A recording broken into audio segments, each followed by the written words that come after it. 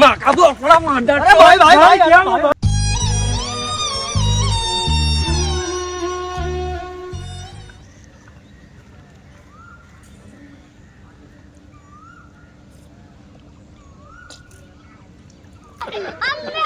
লাশ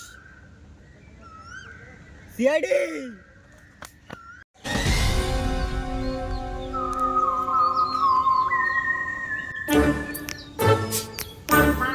কিছু বুঝতে পারলে অভিজিৎ?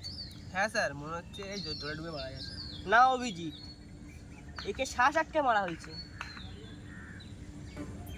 এসিপি স্যার যদি আমার জুনিয়র হতো না, তাকে গুলি করে মেরে দিতাম। কিছু কি বললে অভিজিৎ? না না স্যার, কিছু বলিনি। ওসব ফাও কথা ছাড়ো, আমাদের এখন তদন্ত করতে হবে, প্রমাণ খুঁজতে হবে। চলো চলো।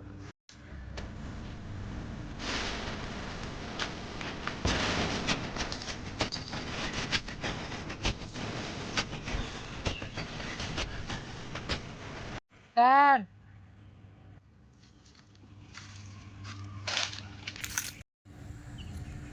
স্যার এর গলায় আঙুলের ছাপ আছে। মাই গড, একে ফরেন্সিক ল্যাবে পাঠিয়ে দাও আর প্রমাণগুলো কালেক্ট করো। ঠিক আছে স্যার।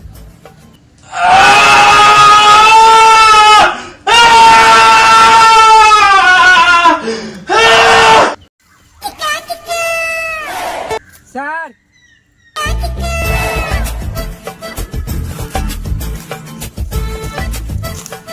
কি আছে দাদা? স্যার এখানে কি একটা পেয়েছি।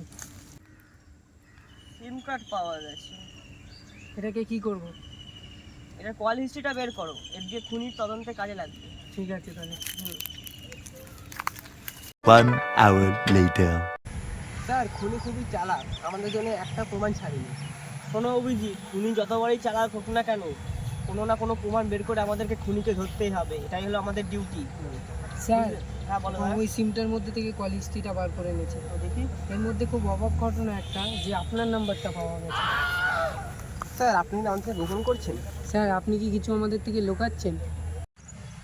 আমি একটি জঙ্গিকে মেরেছি, সেটা হলো পাকিস্তানি। আমি ভারতকে বাঁচানোর জন্য জঙ্গিটাকে মেরেছি। এর মানে কি কিছু বুঝলে দয়া? না স্যার, কিছু তো বুঝলামই না আমি। তার মনে হলো আমি একটি খুনি। ও তো জানি স্যার আপনি একটি খুনি। না, আমি একটি জঙ্গিকে মেরেছি। স্যার তাহলে তো কেস ক্লোজ।